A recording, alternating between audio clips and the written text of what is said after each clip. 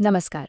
आज हम बात करने वाले हैं हिंदू माइथोलॉजी के एक ऐसे जबरदस्त और रहस्यमयी स्वरूप की, जिसके बारे में शायद बहुत कम लोग जानते हैं। ये एक ऐसा संगम है जहां दो महान देवता एक हो जाते हैं। तो चलिए शुरू करते हैं इस अनोखी कहानी को। तो सबसे पहला सवाल, आखिर ये नृसिंह भैरव हैं कौन? देखिए, ये भगवान शिव के भैरव रूप का ही एक बहुत उग्र, बहुत प्रचंड स्वरूप है। लेकिन इसमें खास बात यह है कि इसमें भगवान विष्णु के नृसिंह अवतार की वो दिव्य आग और शक्ति भी मिली हुई है। मतलब ये शिव और विष्णु के एक होने का, उनकी एकता का एक जीता जागता प्रतीक है। और इनके प्रकट होने के पीछे ना एक बड़ी जबरदस्त कहानी है। तो ये कहानी शुरू होती है उस दौर से जब दुनिया में अधर्म बहुत ज्यादा बढ़ गया था और हालात इतने बिगड़ गए थे कि एक ऐसे दिव्य स्वरूप को आना पड़ा जिसकी किसी ने कल्पना तक नहीं की थी।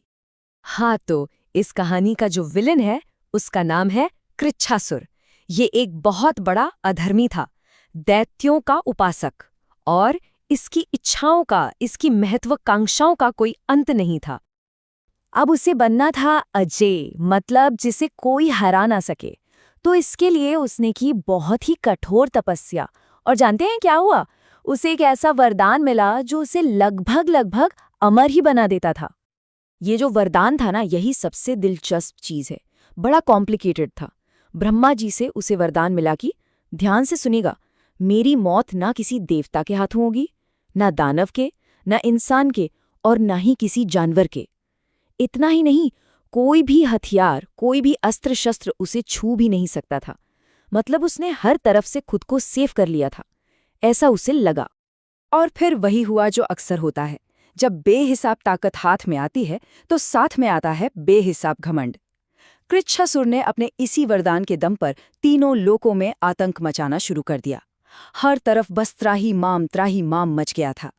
जब अत्याचार अपनी हदें पार कर गया तो सारे देवता परेशान होकर पहुंचे परम शक्तियों के पास, भगवान विष्णु और भगवान शिव की शरण में। वो सब एक ऐसा हल ढूंढ रहे थे जो लगभग नामुमकिन सा लग रहा था। तो अब प्रॉब्लम ये थी, और ये बात देवताओं को समझ आ चुकी थी, कि ये कोई छोटी मोटी समस्या नहीं है। कृच्छासुर का वरदान इतना पेचीदा था कि ना तो अकेले भगवान शिव कुछ कर सकते थे और ना ही अकेले भगवान विष्णु। अगर वो ऐसा करते तो ब्रह्मा जी का वरदान झूठा हो जाता। तब सबको महसूस हुआ कि अब किसी नई, एक बिल्कुल अलग, एक अभूतपूर्व शक्ति की जरूरत है। और बस यहीं से कहानी अपने क्लाइमैक्स पर पहुंचती है। जब लग रहा था कि सारी उम्मीदें खत्म हो चुकी हैं, तभी दो महान शक्तियों के मिलने से एक दिव्य स्वरूप का जन्म हुआ। उस मुश्किल घड़ी में अचानक एक अद्भुत, एक दिव्य स्वरूप प्रकट हुआ, जिनका शरीर था भगवान शिव के सबसे उग्र रूप भैरव जैसा। मगर उनका चेहरा, वो था भगवान विष्णु के नरसिंह अवतार यानी नृसिंह जैसा। और बाल, वो साधारण बाल नहीं थे, बल्कि धधकती हुई आग की लपटों से बने थे। जरा सोचिए, कैसा अद्भुत और भयानक दृश्य रहा होगा वो। तो ये है उनका पूरा स्वरूप, शरीर भैरव का, चेहरा नृसिंह का, और बाल आग की लपटों के। हाथों में खप्पर, त्रिशूल और तलवार, और आंखों से आग निकल रही थी। उनके चारों तरफ एक ऐसी जबरदस्त ऊर्जा थी, एक ऐसी प्रचंडता थी कि सब कांप उठे। अब जैसे ही कृच्छासुर के सामने ये स्वरूप आया, उसके सारे वरदान धरे के धरे रह गए। क्यों? क्योंकि ये नया स्वरूप ना तो पूरी तरह से देवता था, ना इंसान, और ना ही जानवर। और बिल्कुल भगवान नृसिंह की ही तरह इनके नाखून भी किसी हथियार की गिनती में नहीं आते थे।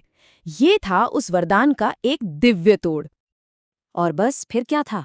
भैरव की वो विनाशक शक्ति और नृसिंह का वो तेज, जब ये दोनों मिले तो सधर्मी दैत्य को राख होने में एक पल भी नहीं लगा। और इस तरह ब्रह्मांड में एक बार फिर से धर्म और शांति की स्थापना हुई।